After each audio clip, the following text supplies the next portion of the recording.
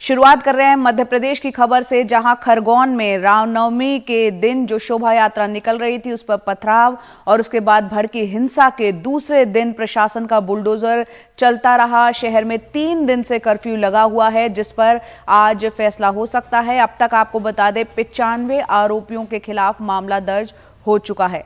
उधर गोली लगने से घायल पुलिस अधीक्षक सिद्धार्थ चौधरी को देर रात अस्पताल से छुट्टी मिल गई।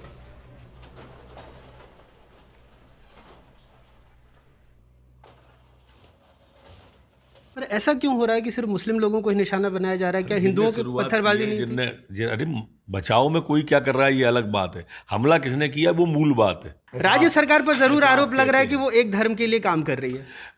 हम आरोप की चिंता नहीं करते, पर मध्य प्रदेश में कोई भी फन उठाएगा दंगाई उसको कुचल देंगे, ये हम जानते हैं। वो दंगाई एक ही संप्रदाय से है ना, हमला कहां से हुआ?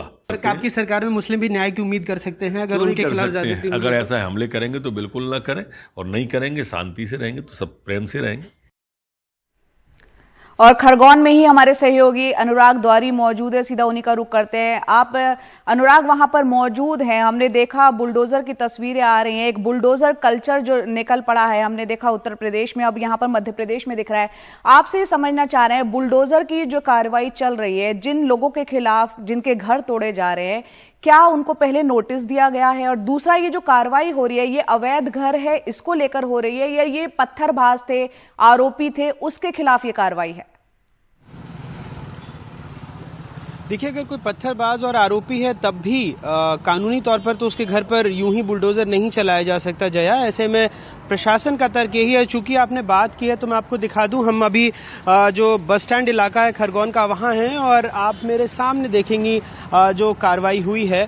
और ये जो होटल है, ये होटल लजीज है, ये कांग्रेस के नेता यहाँ पर अलीम शेख 20 साल से चला रहे थे।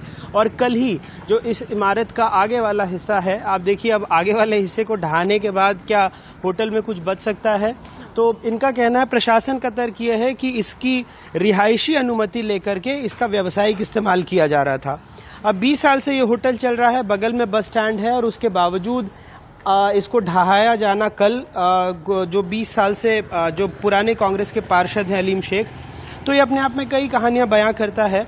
वैसे जितने भी घर या दुकानें या मकान ढहाए गए हैं, लगभग 52 से ज्यादा, उसमें प्रशासन का तर्क यही है कि ये गैर कानूनी हैं, अवैध हैं और इसलिए इनको ढाया जा रहा है। कल भी मैंने गृह मंत्री से सवाल पूछा था कि दंगे भड़कने के बाद ही क्यों, अगर ये गैर कानूनी थे, जैसे ये होटल 20 साल से चल रहा था, तो इसको चलने क्यों दिया गया? अगर ये व्यावसायिक इस्तेमाल इसका किया जा रहा था रिहायशी के नाम पर, तो इतने सालों से क्यों चल रहा था? तो ऐसे कई सवाल हैं जो अनुत्तरित हैं। जैसा आप पूछ रही हैं वैसा हम सबके मन में है और प्रशासन के पास फिलहाल इसका कोई जवाब नहीं है। जया, बिल्कुल। और यहाँ पर आपने गृह मंत्री का नरोत्तम मिश्र का इंटरव्यू किया था, जब उन्होंने कहा था जो दंगाई है, जो भी है, उसके फन को कुचल दिया जाएगा। आपसे ये भी समझना चाहते हैं, एक वीडियो भी काफी वायरल हो रहा है जो कि कपिल मिश्रा का है, भड़काऊ भाषण वो देते हुए एक समुदाय विशेष के खिलाफ दिख रहे हैं। क्या उन पर भी किसी तरह की कोई कार्रवाई सरकार की तरफ से की जाएगी?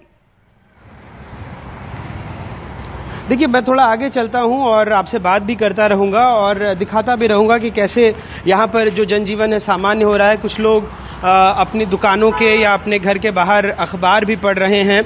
जहां तक कपिल मिश्रा की आपने बात की, तो कपिल मिश्रा यहाँ से लगभग 45 किलोमीटर दूर थे और वहां पर उन्होंने कुछ बातें कही थी। जब ये बात हमने गृहमंत्री के सामने कही तो बहुत झिझकते हुए उन्होंने इस बात पर हामी भरी कि ठीक है, उसको भी दिखवा लेंगे टाइप्स। लेकिन दिग्विजय सिंह के खिलाफ उन्होंने साफ तौर पर कहा कि कार्रवाई होगी। कपिल मिश्रा के बारे में फिलहाल सरकार ने कुछ नहीं कहा है, न कुछ किया है। अब जैसे ये दादा हैं, ये बैठकर यहाँ पर चौथा संसार पढ़ रहे हैं, इनसे भी जानना चाहते हैं। दादा, आपका नाम? मांगीलाल वर्मा। क्या आज अखबार में क्या पढ़ रहे हैं आप? तो वैज्ञानिकों ने समुद्र में ढूंढे 5000 नए वायरस और आगे आपकी खबर छपी है खरगोन में। जी। तो कल ही इस होटल में कार्रवाई हुई है लजीज में? जी हाँ, कल शाम को हुई है। अच्छा, सरकार कह रही है कि ये अवैध था, लेकिन ये तो 20 साल से चल रहा है, 15-20 साल से। क्या अवैध था? वो कह रहे हैं कि वो आगे का हिस्सा ये इन्होंने रिहायशी के नाम पर व्यावसायिक इमारत तान दी थी, यहाँ पे कारोबार कर रहे थे, जबकि घर के लिए जमीन ली थी। ये शायद अवैध था कि नहीं ये तो नहीं पता मुझे। हाँ।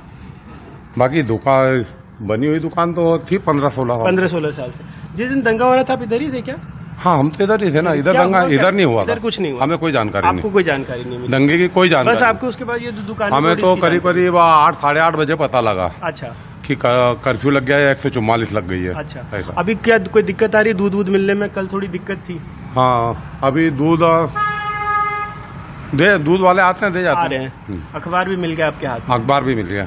चलिए, तो जया, इसी तरह से जनजीवन जल्द से जल्द सामान्य हो, इसी की उम्मीद हम भी करते हैं।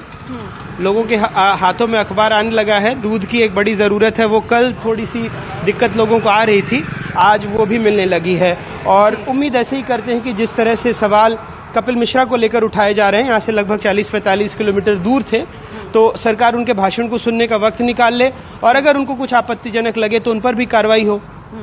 बिल्कुल। और अनुराग, आपके पास हम वक्त वक्त पर लौटते रहेंगे। बहुत ही संक्षेप में अंत में ये बता दें, क्या वो कर्फ्यू अभी भी वहां लगा हुआ है? सुबह 8 बजे का वक्त है, हालांकि जरूरी सामान घर तक, लोगों तक पहुंच रहा है, दिख रहा है। जी बिल्कुल, लेकिन आप देखेंगे कि यहाँ पर कई सारी दुकानें बंद हैं और कर्फ्यू का आपको अच्छा खासा असर कल भी था। आज प्रशासन इस बात पर फैसला लेगा कि कर्फ्यू को जारी रखना है या नहीं। जया, बहुत बहुत शुक्रिया अनुराग, विस्तार से बताने के लिए, वहां के हालात का जायजा लेने के लिए।